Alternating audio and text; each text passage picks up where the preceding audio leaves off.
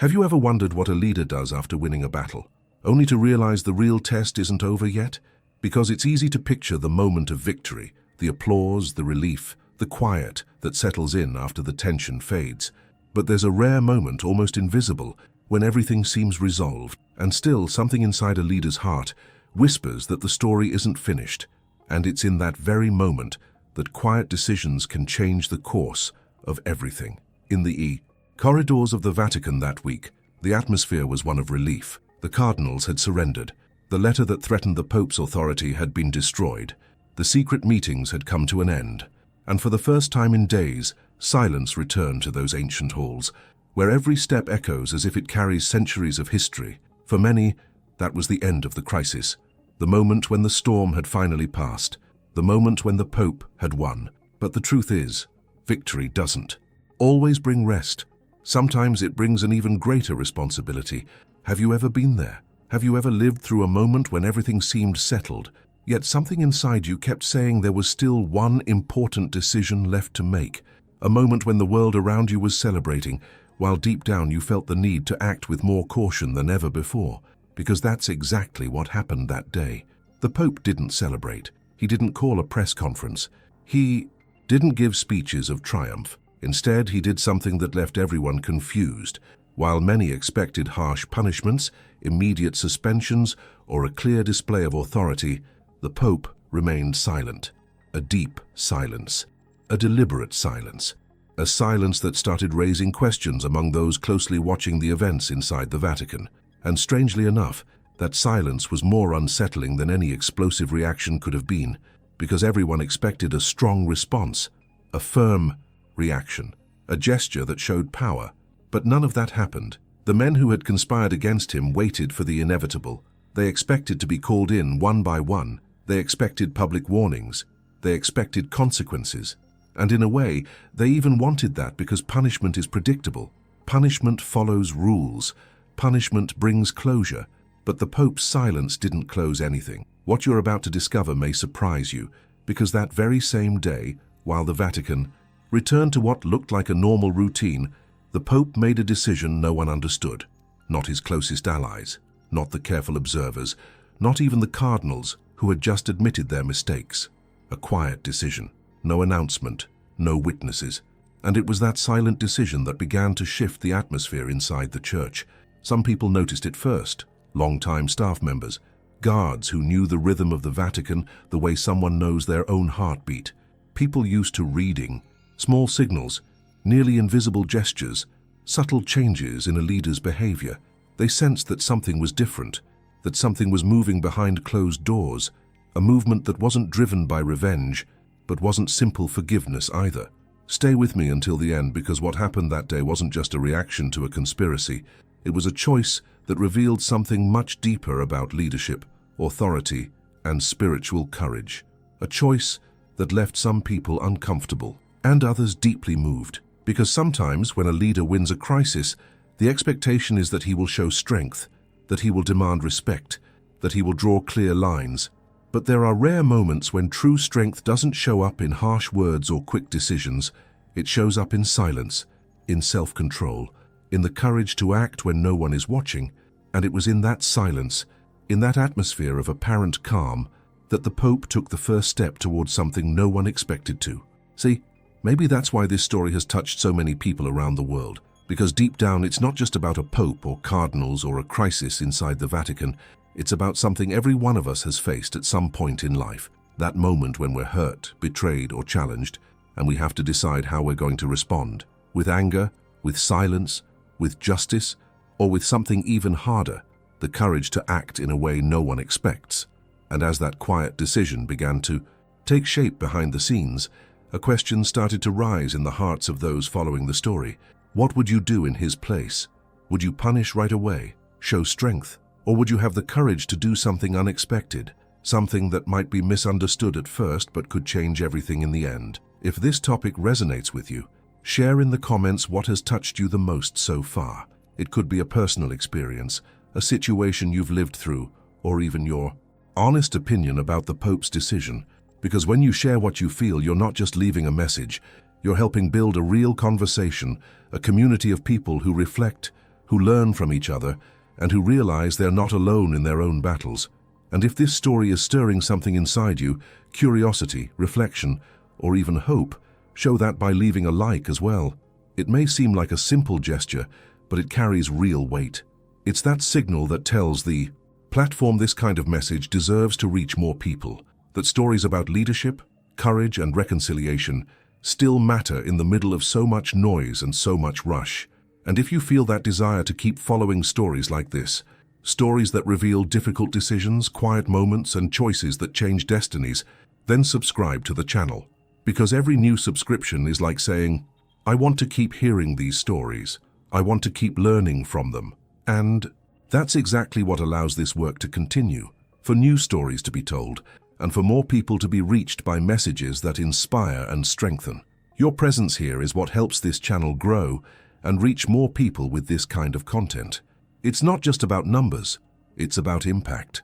It's about making sure a story that began in a quiet corridor inside the Vatican can reach someone who might, right now, be facing a difficult decision in their own life. And it was with that impact in mind that the Pope made his next decision, a quiet decision, almost invisible, but one that within just a few hours would start raising questions both inside and outside those ancient walls. On the morning after that historic meeting, when many believed everything would finally return to normal, something unexpected happened. The kind of quiet move that goes unnoticed by those watching from a distance, but immediately catches the attention of people who understand what happens behind the scenes, the rhythm of decisions, the behavior of a leader under pressure. Because when a crisis ends, the natural instinct is to go back to routine, back to meetings, schedules, ceremonies. But that morning, the Pope did the exact opposite. He cancelled every official audience. No explanation, no statement, no public sign that anything unusual was happening. The secretaries were confused. Advisors exchanged quiet glances. Staff members who had spent decades inside the Vatican quickly realized this was not normal. Because in that place, every minute is usually planned in advance, every meeting recorded, every movement anticipated. And when that pattern is broken, it's never by accident. It's by decision. Shortly after the early morning hours, a simple vehicle left the inner courtyard. No visible escort, no ceremony, no press following behind. Just a discreet car, moving with the calm confidence of someone who didn't want attention. To anyone glancing quickly, it would have looked like an ordinary departure. But to those paying close attention, that gesture carried a much deeper meaning. The trip was short, quiet, and the destination didn't appear on any official record. It was an old monastery, located in a secluded area, surrounded by stone walls and tall trees filtering the morning light, a place known for silence, reflection, and deep inner searching, an environment where the most important decisions are often born far from the noise of the world. And that was exactly where the Pope chose to go. Alone, not to celebrate, not to rest, not to hide. That choice alone revealed something important about his mindset, about the way he handled crises, and about the kind of transformation he believed was possible even after betrayal. Because ordinary leaders react, extraordinary leaders reflect. They understand that truly impactful decisions are not born from impulse, but from discernment. And there, inside that silent monastery, was the man who had led the conspiracy, the cardinal who just days earlier had taken part in secret meetings, the man who helped build a network of pressure within the church, the same man who was now living through a moment of isolation, trying to understand the weight of his own choices and the consequences of his decisions. A moment of inner confrontation that many people avoid, but one that is part of any real journey of growth. When the car stopped at the main gate, there was no announcement, no formality, just the soft sound of footsteps echoing across the stone ground. The Pope walked calmly, with that steady posture that showed neither hurry nor hesitation. Anyone watching that scene would have noticed something unusual. There was no visible tension, no anger, only a firm, grounded presence, like someone who knew exactly why he was there. Inside the monastery, the atmosphere felt different. The silence wasn't empty. It was dense, full of meaning. It was the kind of place where emotions become clearer, where masks fall away, and where truth, even hidden truth, finds room to surface. Because far from cameras, far from structures of power, and far from outside pressure, people are forced to face their own conscience. And it was in that setting that the two men finally met. No audience, no witnesses, no speeches, just a leader and a man who had failed. The meeting lasted 40 minutes. 40 minutes that, for those waiting outside, felt like an eternity. Monks quietly moving through the corridors could sense the intensity of that moment, even without hearing a single word. Because there are conversations that don't need raised voices to be powerful. Conversations that carry weight, meaning, and the possibility of change. Now I want to go even deeper into this, because what happened inside that room was not just an ordinary conversation. It was a moment of facing the truth, a moment when pride, fear, and regret stood together in the same space. And when that happens, something always changes, even if no one sees it right away. When the door finally opened, the scene caught everyone's attention. The cardinal stepped out first. His face looked different. That rigid expression was gone. The defensive posture of someone trying to protect his image had disappeared. There was something new there, a different kind of silence. A lighter gaze, but also more serious, like someone who had just walked through a life-changing experience. And the Pope stepped out right after, with the same serenity, with the same calm, but with the certainty that the decision made far from the spotlight would have a far greater impact than any public punishment ever could. Because real change doesn't happen in exposure. It happens within, in the place no one sees, but where everything begins. And it was from that silent meeting that new rumors started to spread inside the Vatican. Not rumors of conflict, but of something even more surprising, a new phase, a new movement, a new direction that no one had expected. And if you've been following this story, and feel that it reveals something important about decisions, mindset, and transformation, then write a simple but powerful phrase in the comments. This makes sense to me. The meeting lasted 40 minutes. 40 minutes that never appeared on any official schedule. They weren't recorded in any document. No statement was released to the press. And yet, they were enough to create a deep shift in the atmosphere of that place. Just two people inside a silent room, a pope, and a man who only days earlier had taken part in decisions that threatened the very stability of the church. Outside, no one knew exactly what was happening, but everyone sensed something. The monks walking through the corridors kept their usual routine, yet there was a quiet alertness in the air. Long-time staff members, used to reading subtle signals, could feel that the moment carried a different weight. It was as if time had slowed down, as if every minute inside that room was shaping a decision that would reach far beyond those stone walls. The cardinal had walked in with a heavy expression. His slow steps revealed the burden of his own choices. His lowered gaze exposed an inner battle that no title, no position, and no legal argument could hide. It was the kind of look that appears when someone realizes the greatest fight is not against an outside enemy, but against their own conscience. And when the door finally opened, everyone noticed the difference. It wasn't a dramatic change. There were no visible tears, no theatrical gestures, but there was something new in that man's face. A quiet lightness, a calmer silence, a sense of humanity that had once been hidden beneath tension and pride, like someone who had just walked through a turning point in his own journey. Lighter, quieter, more human. That caught people's attention right away, because real transformation rarely makes noise. It doesn't happen in public speeches or impulsive decisions. It's born in difficult conversations, in honest confrontations, and in choices that demand emotional courage. And that's exactly what happened inside that room. There were no raised voices, no accusations, no threats. There was only a conversation and a decision not built on punishment but on responsibility, not on revenge but on awareness.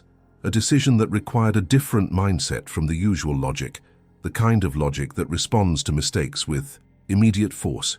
The Pope had chosen a more complex path, a quieter path, and at the same time a far more challenging one. Because handling a crisis is hard, but handling a crisis while offering the chance for change requires a rare kind of leadership. As the cardinal slowly walked across the monastery courtyard, some observers noticed another important detail. He wasn't in a hurry. He didn't seem eager to leave that place behind. It was as if he was processing something deep, as if each step marked a new understanding of himself and the consequences of his actions.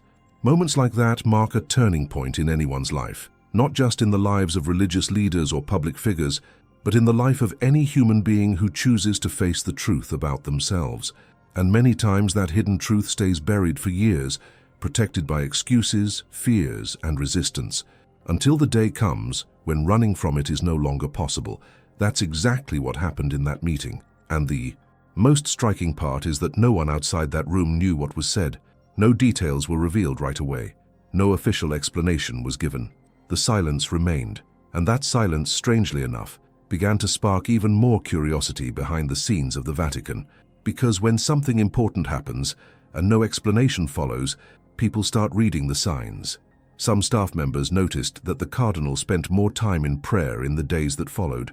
Others saw subtle changes in his behavior, fewer political conversations, less strategic movement, more reflection, small gestures pointing to an inner transformation, a shift in mindset that couldn't be faked. And the Pope, in turn, continued with the same calm presence.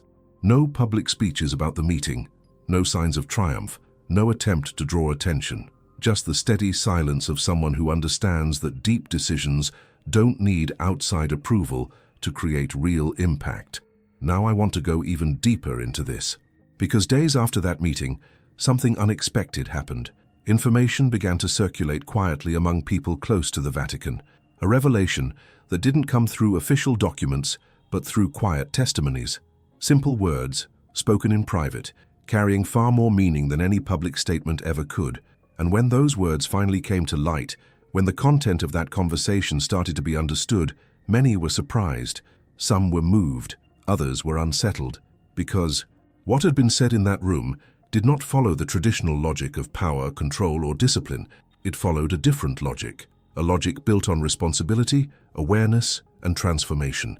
And it was that very logic that began to change how people understood what true leadership really means. Not just institutional leadership, but human leadership, the kind that shapes decisions, inspires change, and sparks deep reflection even when no one is watching. If you've been following this story and feel that it reveals something important about choices, courage, and personal growth, write a simple phrase in the comments: "I'm on this journey too." 3 days after that quiet meeting at the monastery, when many were still trying to understand what had really happened inside that room, a new movement began to take shape behind the scenes at the Vatican.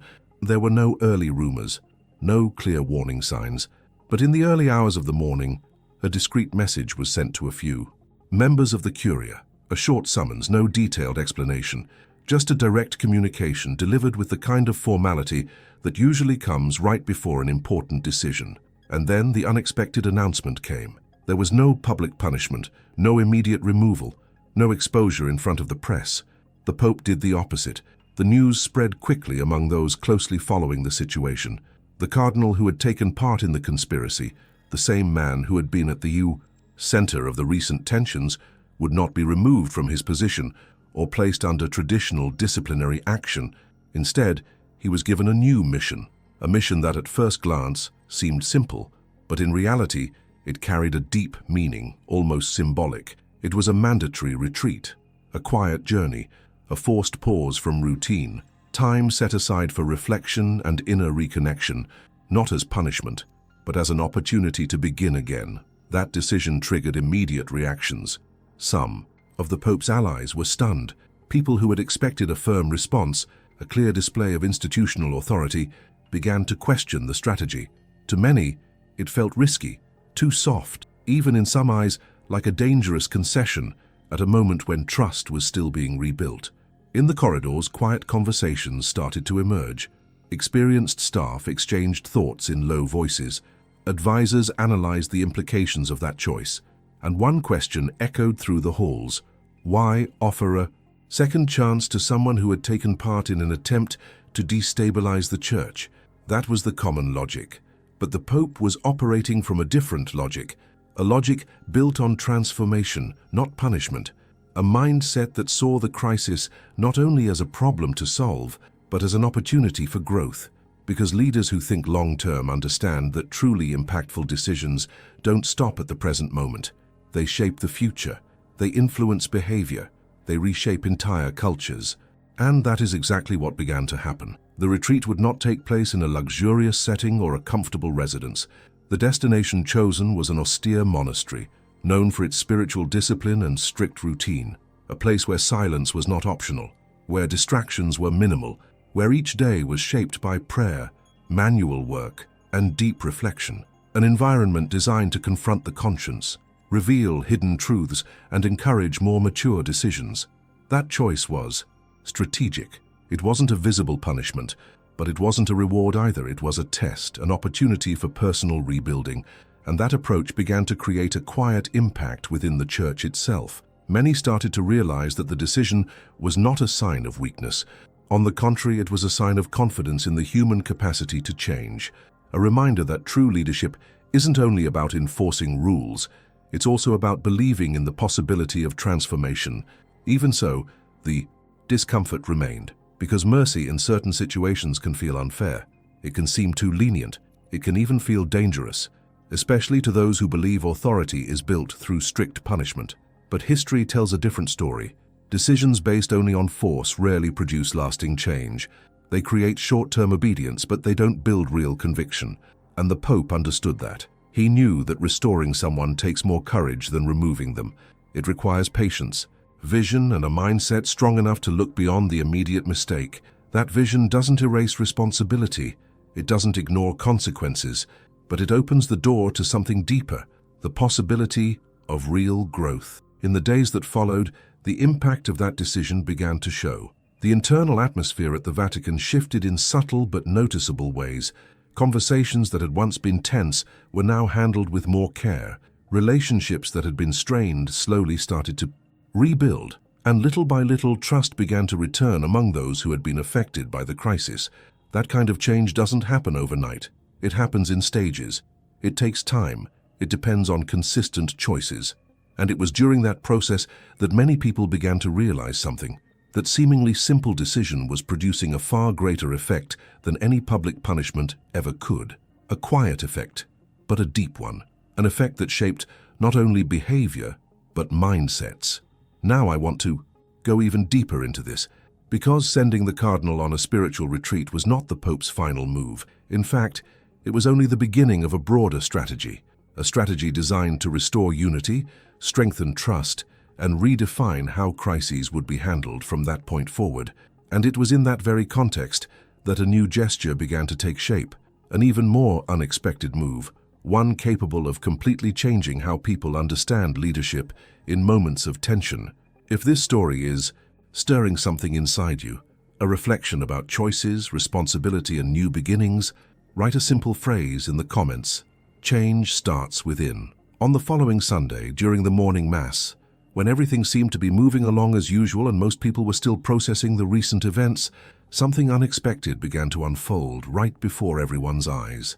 The church was full. The atmosphere was solemn, marked by that respectful silence that often comes before important moments. No one imagined that, on what looked like an ordinary morning, a quiet decision would turn into one of the most symbolic gestures of that entire journey. The Pope led the celebration with his usual calm. The faithful followed attentively. The cardinals sat in their customary places, and the cardinal who had been sent on the spiritual retreat was also there, quietly among the community. No spotlight, no special treatment, no sign of privilege. For many, his presence alone was already a signal that something was different, a sign that the story hadn't ended the way people expected. And then it happened. As the ceremony approached one of its most meaningful moments, the Pope made a move no one had anticipated. He paused the natural rhythm of the Mass, and with a steady and peaceful gaze called the cardinal by name. A simple call. No drama, no extra explanation. Right there in front of everyone. Silence filled the church. It wasn't the silence of discomfort. It was the silence of expectation. A silence full of questions. People exchanged quiet glances. Some assumed a public warning was coming. Others expected a formal statement. There was tension in the air, but also curiosity, because everyone sensed that this moment carried a meaning far greater than a simple liturgical gesture. The cardinal stood up slowly.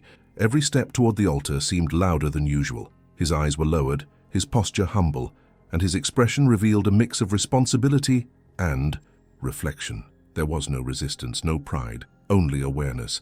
It felt as if that walk represented the final stage of an inner journey that had been unfolding behind the scenes, far from public view.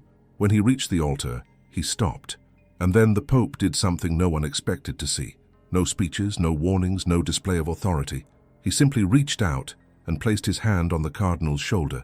A simple gesture, but filled with meaning. And in that moment, he began to pray. Not for justice, not for power, not for institutional authority, but for reconciliation. His words were gentle. His tone was calm.